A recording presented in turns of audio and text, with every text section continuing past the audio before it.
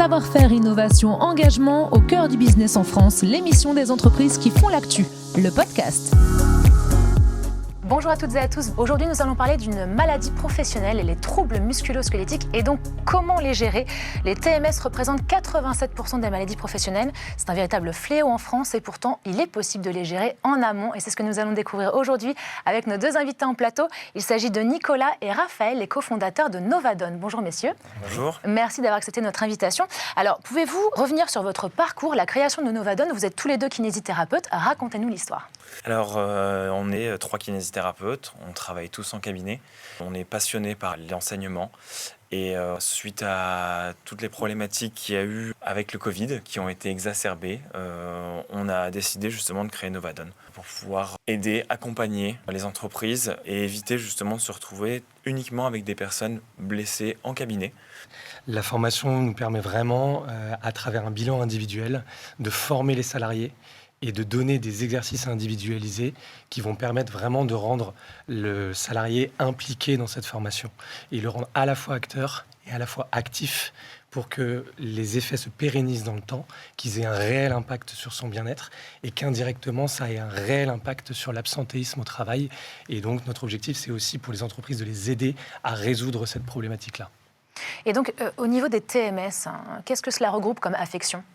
Alors les TMS, c'est les troubles musculo-squelettiques, ce sont toutes les affections qui touchent tendons, muscles, os et articulations et qui vont engendrer soit une douleur, soit une gêne, mais qui dans les deux cas vont engendrer une gêne au moment de la réalisation d'un travail.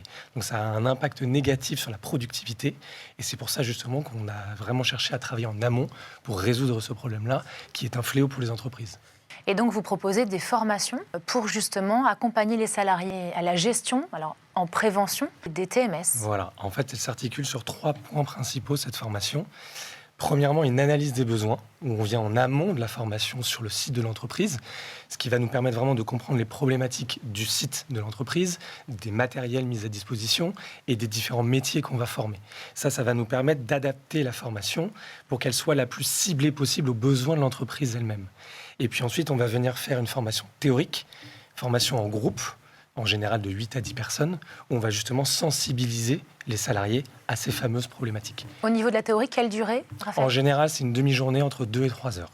Notre idée, c'est vrai que c'est de casser en fait toutes les idées reçues. Et notre but, c'est de faire en sorte que ces idées, on puisse vous montrer que certaines choses qu'on s'interdit de faire, ou au contraire qu'on fait d'une certaine manière parce qu'on nous a toujours dit de le faire comme ça, ça va être justement de le moduler et de faire en sorte qu'on puisse justement s'autoriser et aller plus loin dans notre objectif de prévention. Voilà. Donc ça, c'est la dimension théorique de la formation. Voilà. Et le troisième point, qui est à nos yeux vraiment le point fondamental de notre formation, c'est le bilan de kinésithérapie, puisqu'il faut savoir que nous sommes kinésithérapeutes et il n'y a que des kinésithérapeutes qui viennent former les salariés. Ce bilan de kiné va permettre de délivrer des exercices spécifiques à chaque salarié pour qu'il se sente vraiment impliqué. Si par exemple vous avez un problème de coude, ça sera un problème de coude. Et donc ça va permettre de pérenniser les effets en impliquant le salarié dans la formation, parce que c'est vraiment un des enjeux majeurs, c'est de s'assurer de ces effets dans la durée. Et donc j'imagine que les salariés formés, forcément, à la suite de la formation, appliquent vos conseils, appliquent ce qu'ils ont entendu, à la fois sur la dimension théorique et également la mise en pratique. Comment cela se passe sur le suivi ? Parce qu'on pense tous aux bonnes résolutions que l'on prend chaque début d'année. Est-ce que là, c'est la même chose ? Ils l'appliquent et au bout d'un mois, on oublie complètement. Comment vous gérez ce suivi ?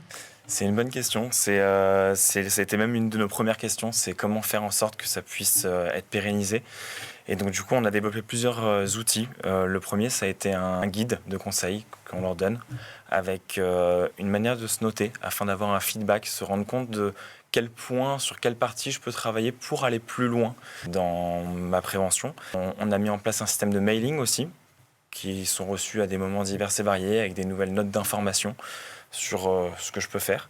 Enfin, avec les entreprises, on a décidé de mettre en place des visios à 3 mois, 6 mois, 12 mois, ça dépend un petit peu de ce qui est choisi avec les entreprises, pour pouvoir faire un point sur qu'est-ce qui a été difficile à mettre en place, comment est-ce qu'on peut faire pour l'améliorer, pour l'amener plus loin et pouvoir justement le garder dans le temps et continuer à chercher à être en amélioration permanente. Enfin, il y a aussi une dernière chose qu'on a mis depuis plus récemment en place, c'est les challenges qui fonctionnent bien pour avoir un côté un peu plus fun, ludique là-dedans.